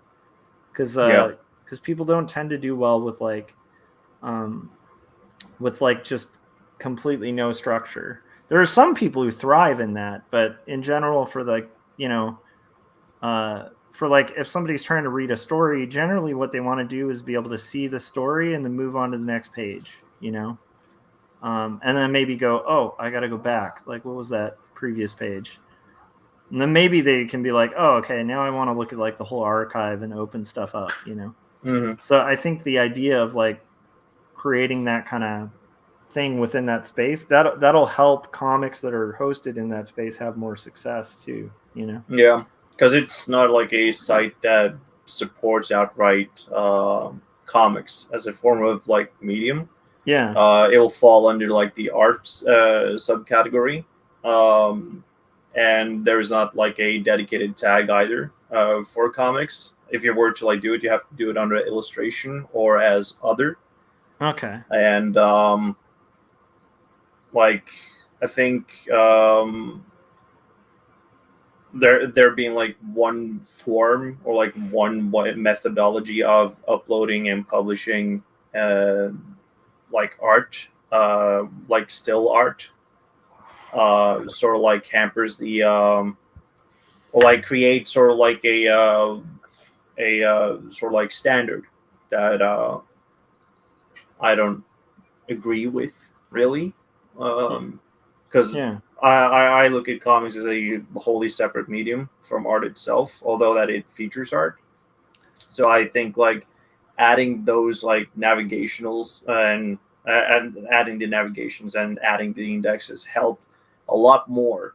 But it's Oh, to yeah. like prove that there are that there should be like an alternative to think of how to do comics, and you're not supposedly like doing the art upload as you normally do on the site. Yep. So it's just Yeah. trying to, I would say, like trying to dispel the myth of it not being comics friendly. It's just that you got to take an effort into servicing your customers or like your viewers, you know? Yeah. That's lovely. Although that might be like a chore or work for people, I find immense joy in just like uploading and updating my index. Because Nice. when I see that index is like building up, uh, it creates sort of like a tingle of excitement about that the list is growing, and there's also more comics that I can like visually see for myself being on the platform, because now it's not uh, how should I put it, there's progress, like a self-fulfilling Yeah. progress to it. Yeah, that makes perfect sense. I think that's cool. It's like you're making new grounds on new grounds. Oh, Mm-hmm. snap. Okay. Guys, I finished my panels. And Yeah. I appreciate you guys hanging out with me whilst I did this stream. Thanks to everybody who showed up in the chats. Jim said this is not going to be a massively long stream, and to me, any stream I do on this channel that's under 2 hours, that's a pretty short stream. From so I'll consider that sticking to the goal.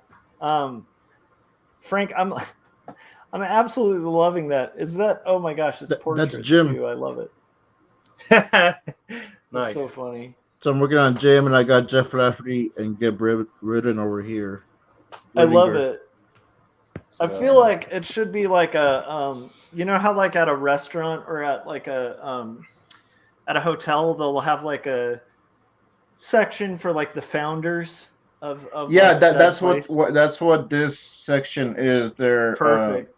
Dr. Cirque and CK are passing by just the walls of the lobby. So you Nice. see that's where you see the window where Gary is working on. You're seeing like the founders are there, and then you're gonna he's gonna show like some other sections. So there's gonna be a Captain Goggles and Maskellman little area where they're fighting, where they're training, I and love then it. he's gonna show them in the where the mech suit is. So what That's I wanted awesome. to do with this one was get all my references out, and then just work on the main story. Cool. I love it. All right, so Frank, where can people check out other main stories and other work by you? Well, if you go to Salazar Art Nation on YouTube, you can see me where I actually make videos about this, making comics and other things. You can go to my Etsy store. It's out of Submission Comics. And you can find buy some of my mini comics there of Captain Gauss and Maskwoman, and this one might go up there or it might just be something I throw in for free. But check it out. It might be up there later this month. Love it. All right, Jake, where can everybody check out your comic on Newgrounds and see a little bit of what you're preaching practiced? Everybody can find me at J Twister with a V, not a W, on Newgrounds and on Twitter.